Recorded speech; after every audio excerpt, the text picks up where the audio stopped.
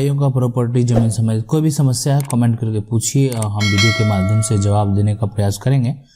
और जो है अगर आप फेसबुक यूज करते हैं तो कंप्यूटर की 99 सर्च कीजिए, सर्च करने के बाद ऐसा इंटरफेस मिलेगा और इंटरफेस को आप लाइक कर लें और आप यहाँ से सेंड मैसेज भी कर सकते हैं। देखिए ये राजू कुमार जो है पूछ रहे हैं ऑनलाइन म्यूटेशन के बाद सिर्फ वॉल्यूम नंबर और पेज नंबर मिलता है और जमाबंदी संख्या के लिए जो है हल्का कर्मचारी को करेक्शन स्लिप का फोटो कॉपी और उसे ऑनलाइन जमाबंदी संख्या है ना संख्या जो है वो चढ़ा लो।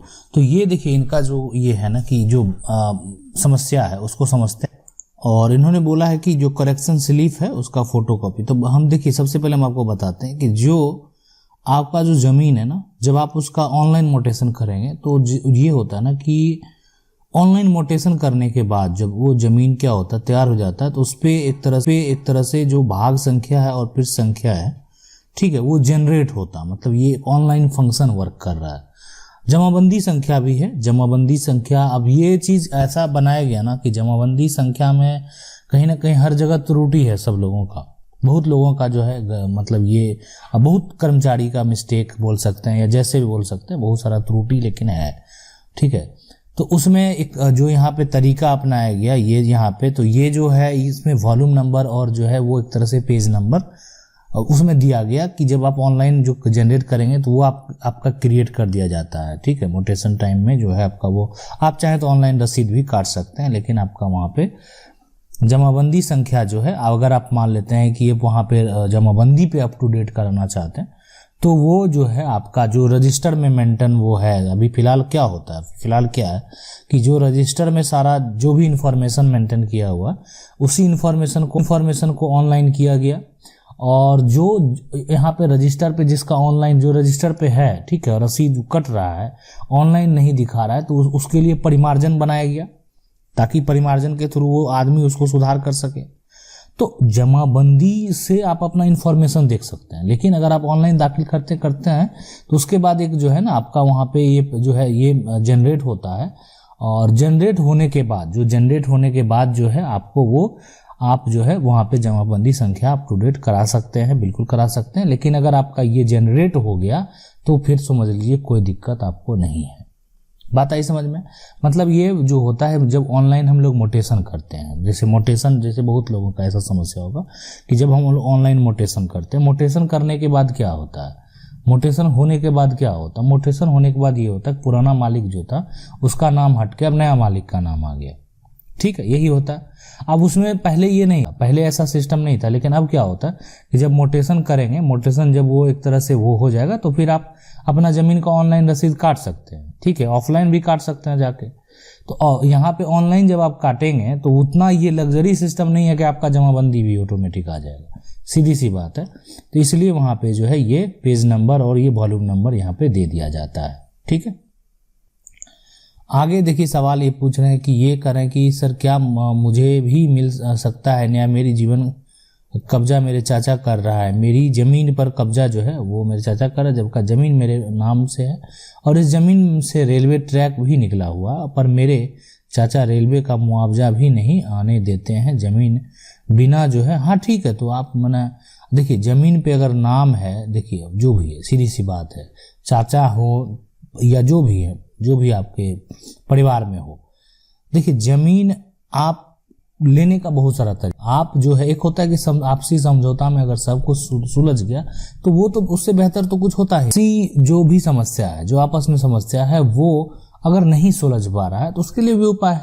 आप जाइए, अगर आपका वो ज़मीन है, आपका वो नाम है तो DCLR में फाइल कर दीजिए, ठीक है, पहला ऑप्शन। दूसरा ऑप्शन सब जज के पास है, ये एकदम बेस्ट ऑप्शन है, सीधी सी बात है। यहाँ जल्दी भी होता है, यहाँ थोड़ा लेट लगता है, लेकिन एकदम लाइफ टाइम के लिए होता है, सीधी सी बात है, ठीक है।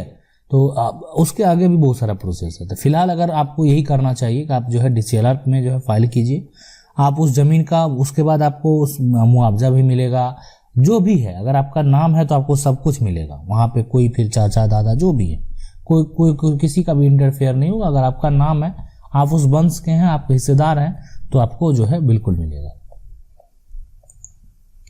अगला सवाल देखते हैं। ये बोल रहे हैं कि मेरा मकान बन गया, सिर्फ जो है वो जो है छत्ता का जो ढालना नहीं हुआ है, वहाँ धारा 144 जो है लगेगा, 144 जो है लगेगा। देखिए तो वहाँ पर देखिए ऐसा बात नहीं, धारा 144 कोई लगाएगा तभी लगेगा, सीधी बात। और कब लगाएगा? जब उस जमीन पे मान लेते हैं विवाद हो, ठीक है। और ये ठीक है, आप जमीन पर जो है विवाद है, कुछ भी अगर ऐसा ये होता है तो लगाया जा सकता है, कोई बात नहीं है, लेकिन आप उसको ढाल भी सकते हैं, ठीक है। तो अगर उस जमीन पे धारा 144 का आपको नोटिस आ गया तो आपको ठीक है उस फिर थोड़ा सा एक्शन ले लेना चाहिए। और उसमें जो है क्या कहते हैं, उसमें ऐसा नहीं है कि कुछ नहीं कर सकते हैं, बिल्कुल कर सकते हैं। और लेकिन अगर आप जैसे ये पूछ रहे हैं कि इनका जो है कि जैसे छत ढालना है, छत का ढालना नहीं हुआ है, तो वहाँ आप घर बना रहे हैं, पूरा घर बना रहे हैं, तो जमीन अगर कोई अगर मान लेते हैं उस पर 144 लगाता है तो उसमें अगर किसी और का नाम होगा, कोई समस्या होगा तो लगा सकता है, ऐसा कोई बात नहीं। स्टे लगाना कोई बड़ी बात नहीं है, लेकिन थोड़ा विलम्ब होगा, लेकिन आपका अगर आप सही होंगे तो आपको तो वो मिलेगा ही, आप सही होंगे तो आपको तो वो मिलेगा ही। अगला देखें सवाल है, ये पूछ रहे हैं कि मेरे पास जो खतियान है वो 1910 का है और उसमें खाता नंबर नहीं जो है ये, बल्कि जो है ना वासिका नंबर और तौजीह नंबर है, ठीक है, कोई बात नहीं है। उसका खतियान कैसे निकलेगा? मैं बिहार से हूँ।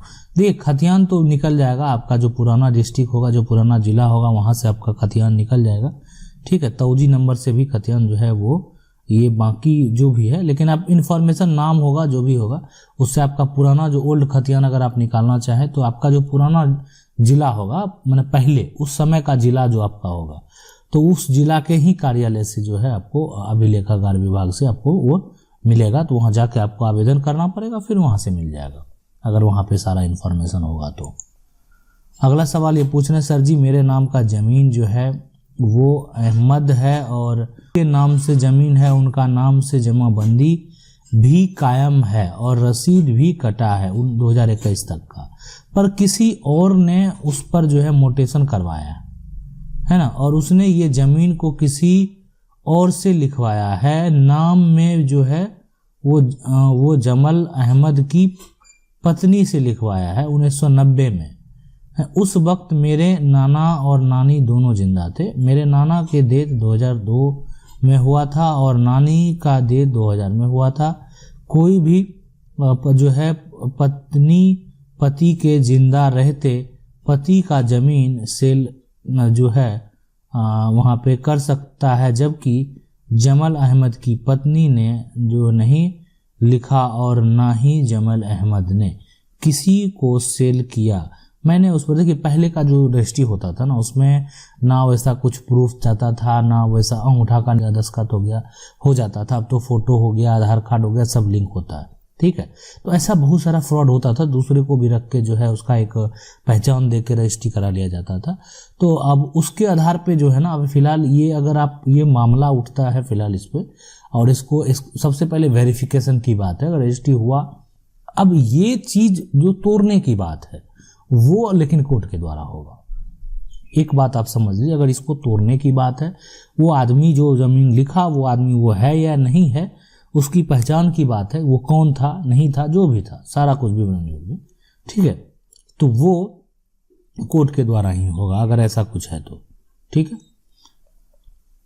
अगला सवाल देखते हैं, ये है, सर मेरा जमीन है उस पर दूसरे लोग का कब्जा है। दूसरा लोग का कब्जा है अगर, तो आप जमीन पर टीएस फाइल कर दीजिए, टाइटल सूट कोर्ट से कर दीजिए।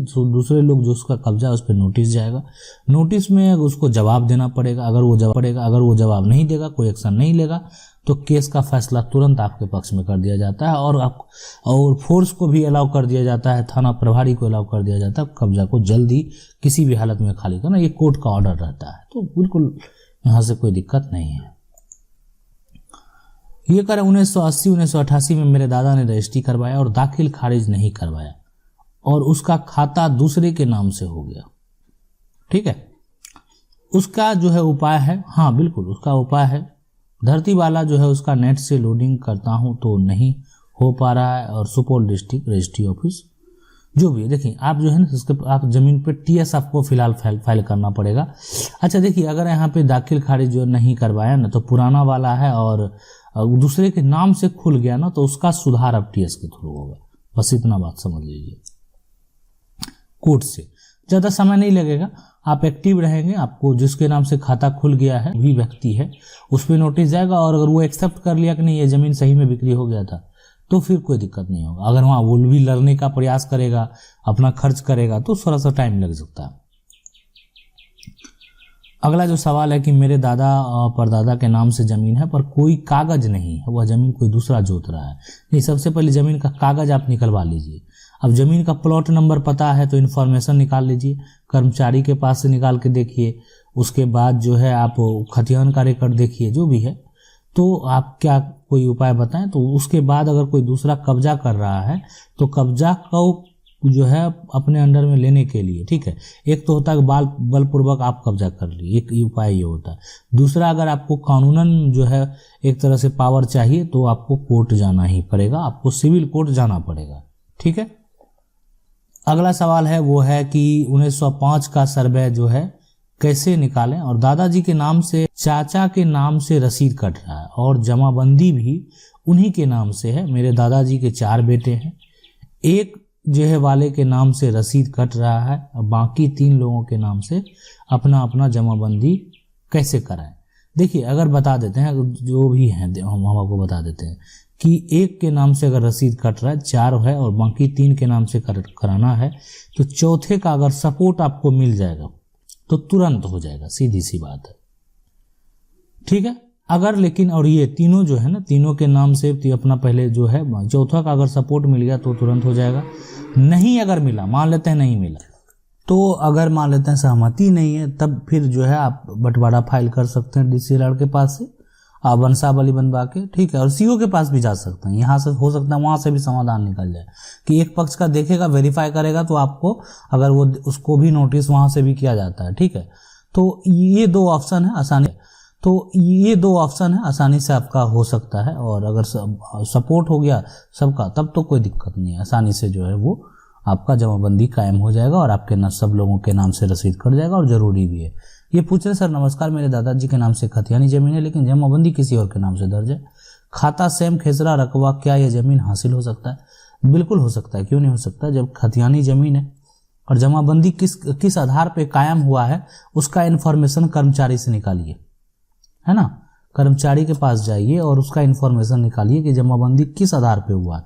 सारा हुआ लिखा हुआ रहता है, कब से हुआ, किस आधार पे हुआ, जिस समय से हुआ, जिस ईयर से हुआ, वो इन्फॉर्मेशन रजिस्टर में देखिए, वो सब मेंशन रहता है, वहाँ लोग नोट डेट वगैरह किए रहते हैं और वो किस आधार पे कराया वो सारा बात जो है वहाँ पे उनसे पूछ सकते हैं, ठीक है। और उसके बाद आगे का प्रक्रिया बहुत सारा है हासिल करने का।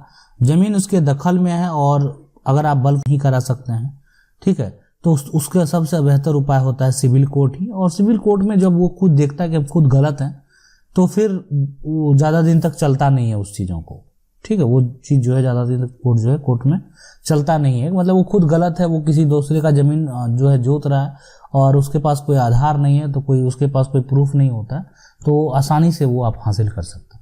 अगर आप लोगों का भी ज़मीन संबंधित कोई भी समस्या है कमेंट करके पूछिए, हम वीडियो के माध्यम से जवाब देने का प्रयास करेंगे। वीडियो अच्छा लगा वीडियो को लाइक जरूर कर दें, चैनल को पहली बार देखना सब्सक्राइब करके जो बेल आइकन है उसको जरूर दबा लीजिए। मिलते हैं